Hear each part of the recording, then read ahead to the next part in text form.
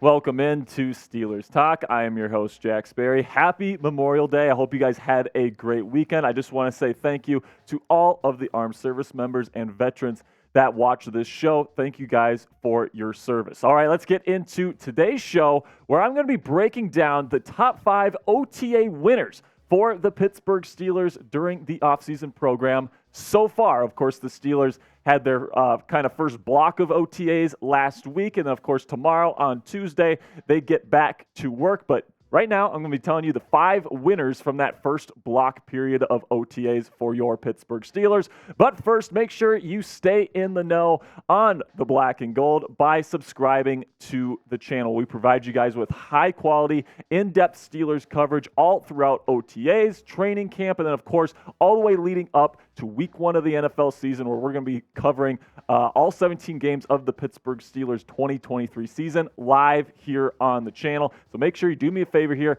click that subscribe button and turn on your notifications so you always know when we put out our free videos.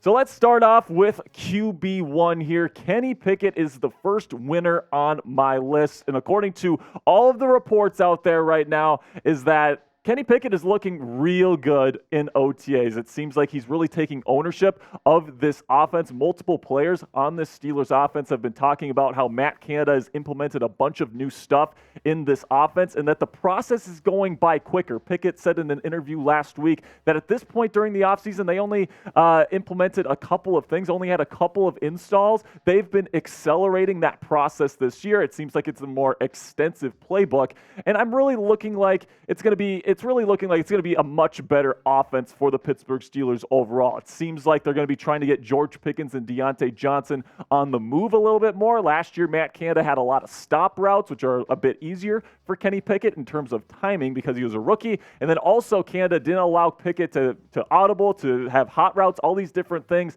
that all these pro quarterbacks have at their disposal at the line of scrimmage. It seems like this year Pickett has more ownership of the offense, which of course is a good thing for the Steelers overall. So I really think that this season, because he's age 25, he's getting a bit older, Kenny Pickett needs to show that this is the year for him. This is the year where he is the franchise quarterback. He proves it to everybody that he has full ownership of this offense and that he can operate in the National Football League as the leader of this locker room and as the leader of this offense. I think he showed some really good things towards the end of last season, and it seems like at least to this point during the OTA period that he is doing a fantastic job at cultivating that leadership and getting things right on the offensive side of the ball. So let me know right now, how confident are you in quarterback 1, Kenny Pickett? Let me know in the comments section by giving me a 1 through 10 number here. Scale it on a scale of 1 to 10, how confident you are in Kenny Pickett. This is going to be the pinned comment on today's show. So whenever YouTube throws an ad break your way, do me a favor here. Take advantage of that time during the ad break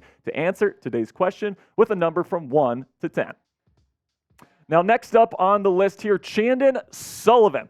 Cornerback, okay, nickel cornerback. So you sign him during the NFL draft. They actually signed Sullivan on day 3 while the draft was still going on. And right now he is getting first team reps at nickel cornerback. Now I think that Patrick Peterson is also going to be playing quite a bit as like a nickel star, kind of like almost a hybrid safety role, because Patrick Peterson's been talking a lot about how he wants to do that over the next couple years and how he's had conversations with Mike Tomlin about that. But Sullivan is someone that's played in this league for quite a long time, and he's been a pretty productive player. Kind of had a rough year in Minnesota last season. He's not been the most productive player in the slot throughout his career, but he got all, or at least most of the nickel cornerback reps during the first part of OTAs, which means that Mike Tomlin is definitely seeing him playing a big role heading into 2023 alongside Patrick Peterson and potentially Levi Wallace to start. Joey Porter Jr. needs to take that spot from Levi here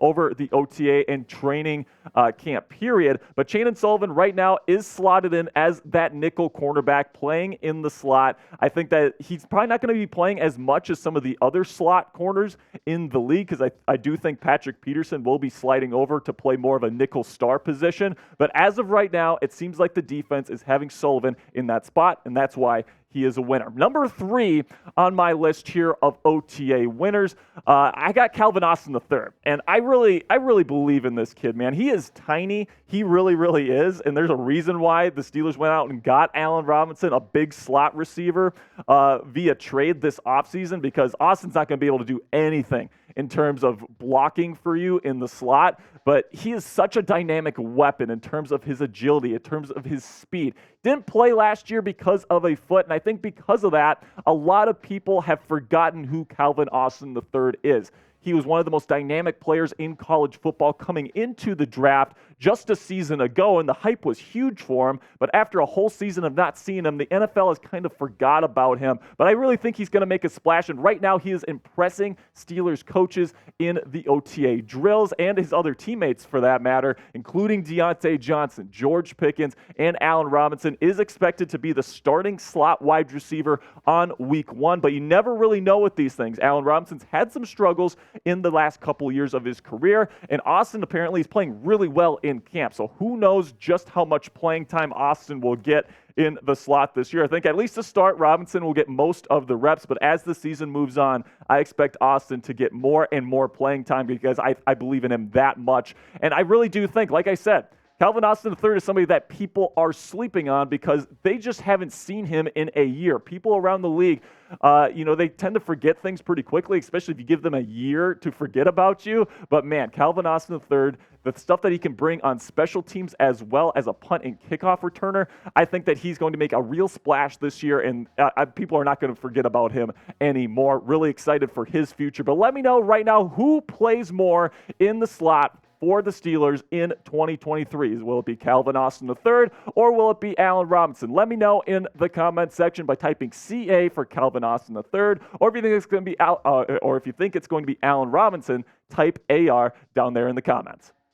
Number 4 on my list now. I got a whole position group here, okay? I got 4 and 5. Najee Harris and Jaylen Warren are both winners because apparently both of these guys look great right now, and I'm so excited to see them in the Pittsburgh Steelers offense this season because I really think Matt Canada is going to be trying to really implement a power-based run scheme with these guys. Jaylen Warren apparently is really rocked up this year. Like, he's gotten really strong. He's put on weight. He's ready to run between the tackles in that power run game this year, which is something I'm really excited about. Same thing with Najee Harris, who's already a big guy at 232 pounds. Le'Veon Bell, a former Steelers running back, actually said that he should lose weight, which I kind of disagree with because, man, if you got the size, I think that you should use it. Last year, Najee did a pretty darn good job, despite fighting through a foot injury, really getting going towards the end of the season. This is really his breakout kind of year. It's like, all right, Najee, it's your 3rd year in the league. You're the number 1 guy. You are the bell cow here in the Pittsburgh organization. Let's get it done this year. We're basing our offense pretty much around the power run game. It's really his time to shine, and I think he's going to have a really good season. And then as a number 2 option, it's hard to do much better than Jaylen Warren, an undrafted free agent last year, really impressed the Steelers and worked his way into that running back 2 role throughout this season. Somebody that really was a nice change-up to Najee Harris when he got tired, or when you needed to get the rotation going. 77 carries last year with 379 yards and a touchdown for Warren last year. I think those numbers are going to go way up for him this year. Apparently, he's put on some poundage, and he's looking really, really good in drills at OTAs. Really excited for his future. So I'm just overall super excited for this run game in 2023 because apparently you got 2 running backs that have some really good size, some really good agility. They know what they're doing in there, and they're looking really good in drills. So with the revamped offensive line that the Steelers have this year, I'm super excited to see what Najee Harris and Jaylen Warren can do in the Steelers run game. I really think that's going to be the identity for the Steelers moving forward. So now give me your take in the comments section. Will Najee Harris be a top 10 running back in the NFL this season? Give me an answer here with a yes or no down there in the comments. Can't wait to see how you're feeling about the Steelers' number 1 running back. That's going to be it for today's show, guys. I want to thank everybody, all the real ones that made it to the end of the show. You can follow me on Twitter at Jack_Sperry. If you do so, I will give you a shout out on next week's Steelers Talk Live show. Just want to give another shout out to all of the active service people and veterans that watch this show. Really do appreciate the service that you do for this country. And if you're not a veteran, go ahead and thank one today. It is really, really important to do so, in my opinion. All right, that's going to be it for me today, guys. Really do appreciate all the support. And as always, here we go, Steelers.